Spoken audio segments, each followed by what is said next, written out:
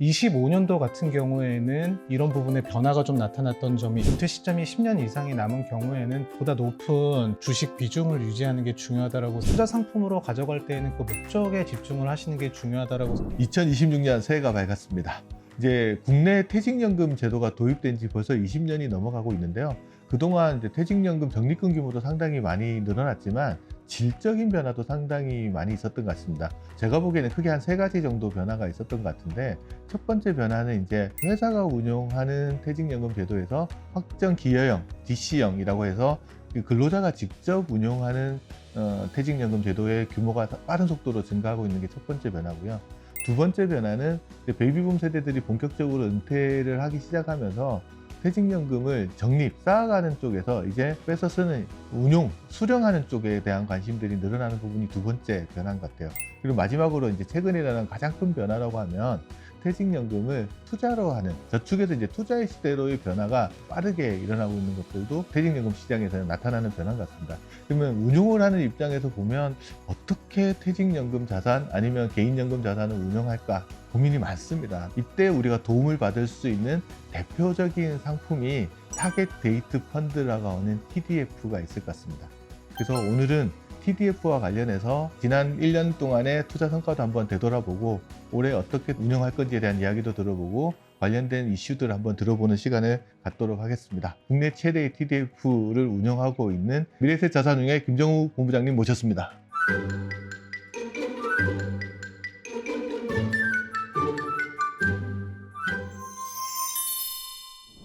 얼마 만에 뵙는 거죠? 저희 마지막 촬영이 25년도 3월 달이니까 한 8, 9개월 정도 된 것 같습니다. 거의 그 정도 됐네요. 네. TDF가 자율운행형 상품이라고 해서 투자자들한테 상당히 뭐 좀 신경을 덜 쓰고 운영할 수 있는 상품이라고는 하지만, 그래도 아무리 자율운행을 한다고 해도 가끔 가다가 한번 점검은 그럼요. 해줘야 네. 되는 거라서 이런 시간이 되게 좀 소중한 시간이 될 것 같습니다.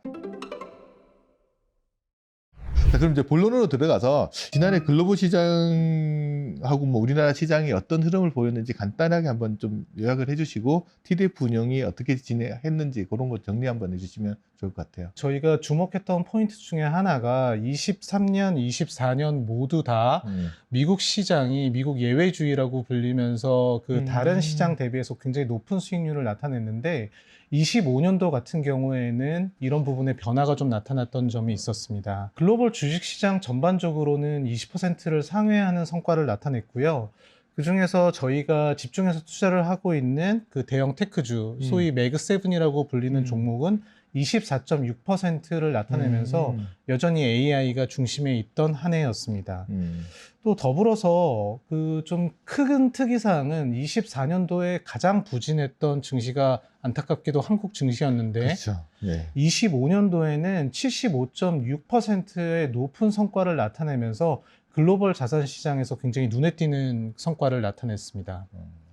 또한 채권 시장 같은 경우에는 높은 변동성이 나타났던 한 해였어요. 그래서 뭐 그럼에도 불구하고 그 한국 국고채를 제외한 뭐 미국 국채 그리고 글로벌 채권 같은 경우는 양의 성과를 나타냈고, 24년도에 이어서 또 금의 해라고 불릴 수 있을 것 같습니다.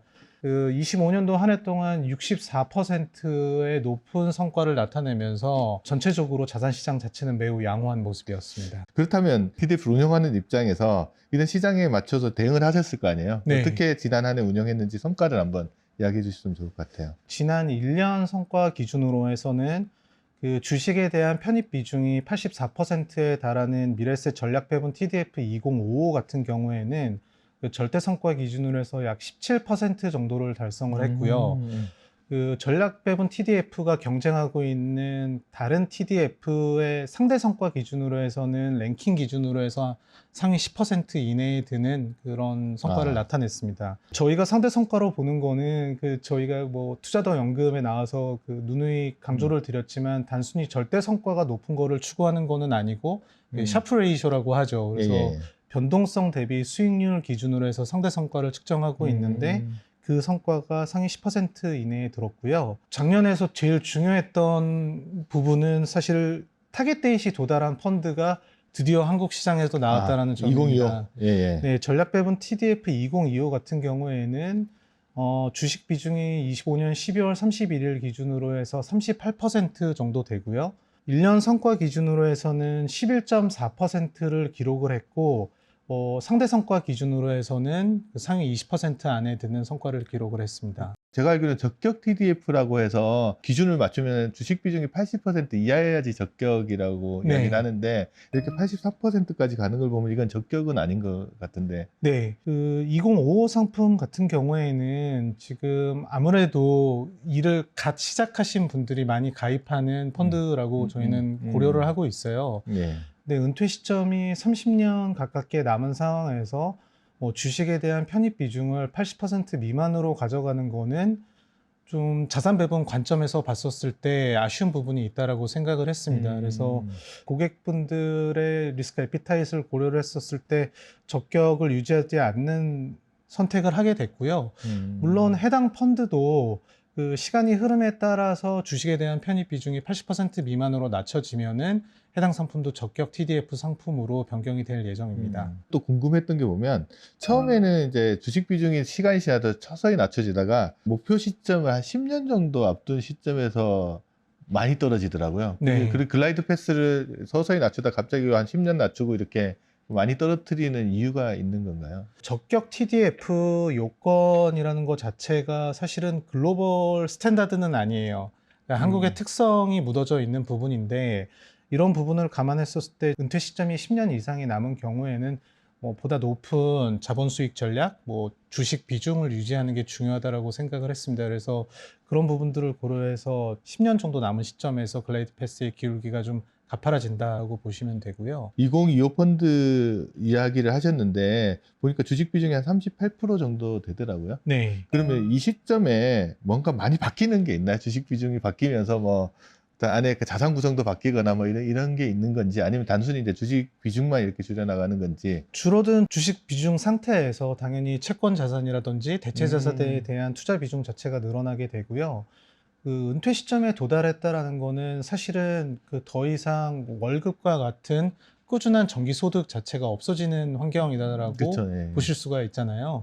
그렇기 때문에 보다 많은 인컴형 자산에 투자를 하게 되는 부분이 있습니다. 포트폴리오 내에서 이제 배당이나 네. 이자 수익 같은 것들이 꾸준하게 나오게끔 만들어 놓는다는 거죠. 네, 맞습니다. 그 분배금이 꽤 나오는 구조가 되겠네요. 네, 그렇습니다. 궁금한 건 2025에 도달하고 나면 지금 한 38% 정도 주식 비중을 가져가는데 네. 그 시간이 계속 지날 때 글라이드 패스 계속 줄여가는 건지 아니면 네. 일정하게 유지하는 건지 그것도 좀 궁금하거든요. 글로벌 채권 혼합형으로서 최대 주식 편입비가 40% 미만인 상황에서 유지가 될 거고요.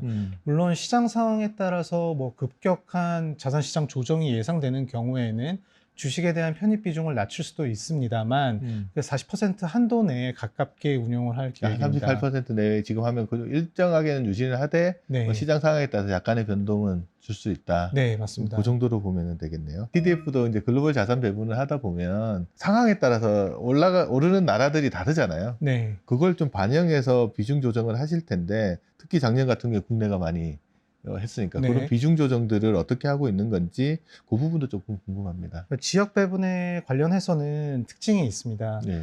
그래서 전략 배분 TDF는 은퇴 시점에 다다르거나 은퇴 시점에 도달하게 되면은 보다 밀접하게 한국 시장에 접해 있다라고 생각을 해요. 은퇴 생활을 하는 과정에서 낮은 빈티지일수록 한국에 대한 투자 비중이 높은 편이고, 그리고 2025로 살펴보게 되면은 그 글로벌 올 컨트리 월드 인덱스라고 그러죠. 네. 글로벌 종합 주가 지수에서 한국이 차지하고 있는 비중이 3% 미만인데 반해서 네. 전략 배분 TDF 2025 같은 경우는 약 23%의 한국 비중을 가지고 있고요. 반면에 그 은퇴 시점이 길게 남은 전략 배분 TDF 2055나 2050 같은 경우에는 약 10%의 한국 주식 비중을 가지고 있습니다. 사실 오늘 촬영을 준비하면서 작년에 그 찍었던 영상을 모니터링을 했는데 그때 저희가 강조했던 부분이 지역 배분이었습니다. 네, 그렇죠. 기억납니다. 그래서 23년도, 24년도에 미국 시장이 다른 여타 시장들을 압도적으로 아웃퍼폼을 하는 모습이 나타났고 저희는 그런 것들이 영원히 지속되기는 어렵다라는 부분을 강조를 드렸는데요.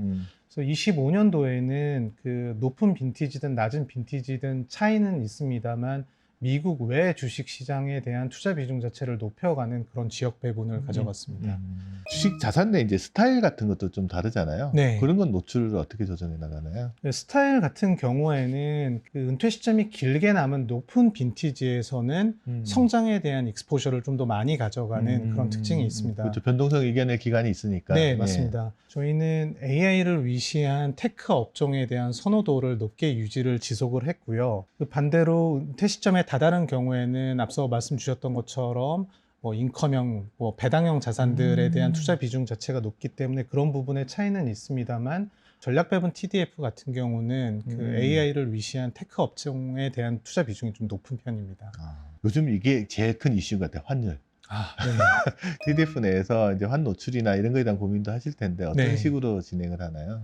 환율이 사실은 그 자산 배분을 하는 데 있어서 그 중요도가 점점 더 높아지고 있는 것 그쵸, 같고 TDF 상품들을 보시면은 가로치고 H, 뭐 해치드 된 상품이다. 그쵸, 예. 혹은 UH라고 해서 언헤지. 언헤치드 된 상품이다라고 해서 FX에 대해서는 투자자분들의 선택에 맡겨두는 경우가 많은데 전략 배분 TDF 같은 경우에서는 이 부분을 펀드 내에서 해결을 하고 있는 특징이 있는데 높은 빈티지의 상품 같은 경우는 그 주식 자산, 위험 자산에 대한 투자 비중이 높기 때문에 그 USD에 대한 노출도를 상대적으로 낮은 빈티지 대비해서 많이 가져가는 편이고요. 그러니까 해지를 거의 잘 안 한다고 이렇게 봐도 되는 건데. 네. 예. 사실은 주식 자산에 대해서는 환해지를 열어두는 경우가 많고 대신에 채권형과 같은 자산에서는 채권은 기본적으로 이자 수익을 제공하는 거기 때문에 환 변동성이 높아지게 되면은 이자 수익보다 환 변동성이 그 펀드의 성과에 끼치는 영향이 더 커지는 경우가 있거든요.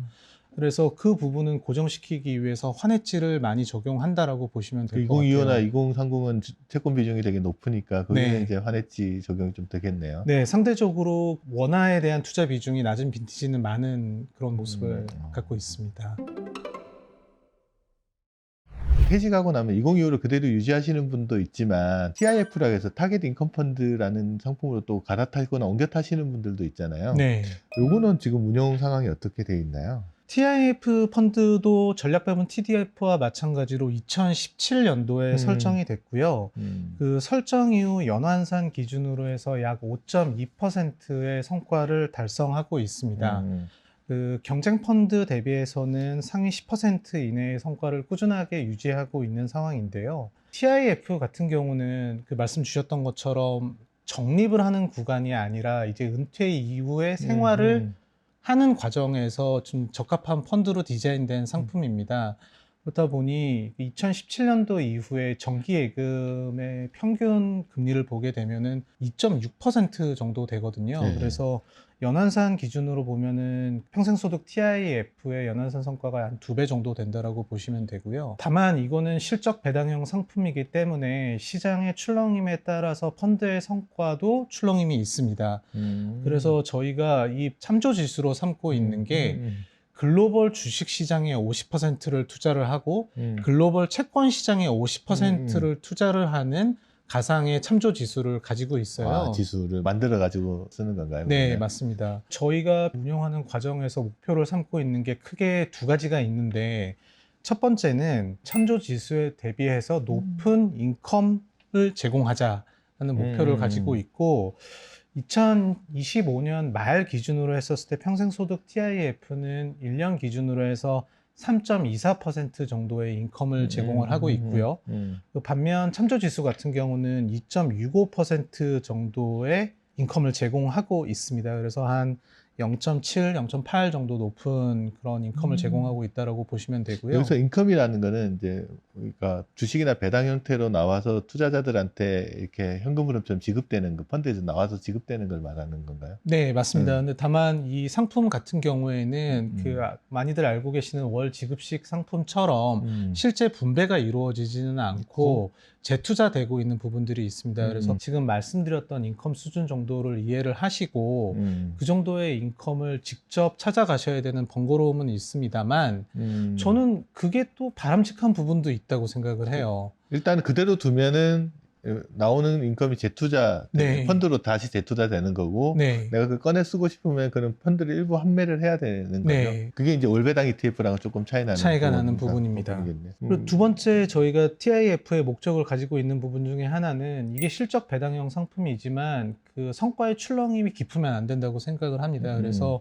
그 말씀드렸던 참조 지수의 지난 1년간 변동성이 9.64% 정도 됐는데 평생소득 TIF는 그거의 절반 정도 수준인 5% 정도를 나타냈거든요. 변동성이 낮다. 네, 그래서 낮은 변동성 하에서 높은 인컴을 제공하는 목표를 계속 꾸준하게 실행하고 있습니다. 이것도 보니까 주식 비중이 평균 한 38%면 아까 2025랑 좀 비슷한 게 네. 운영을 하는 것 같은데 그럼 2025의 운영 전략하고 TIF의 운영 전략의 가장 큰 차이점을 하나 정도 들라면 뭘 들을 수 있는 인컴 거예요? 수준입니다. 아, 인컴 수준. 네, 그러니까 거기보다는 인컴을 좀 더 많이 나오는 쪽으로 자산을 배분해서 운영을 하는 거네. 네, 맞습니다. 그러면은 이제 타겟 데이트 2025를 가지고 계신 분 입장에서는 고민이 될 것 같아요. 이거 그냥 그대로 둬야 되나? 아니면 TIF로 갈아타야 되나?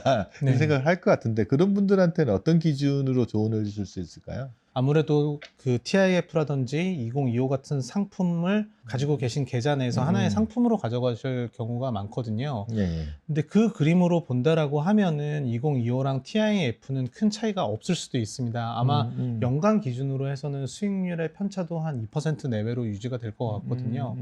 근데 다만 투자 상품으로 가져갈 때에는 그 목적에 집중을 하시는 게 중요하다라고 생각이 되고요.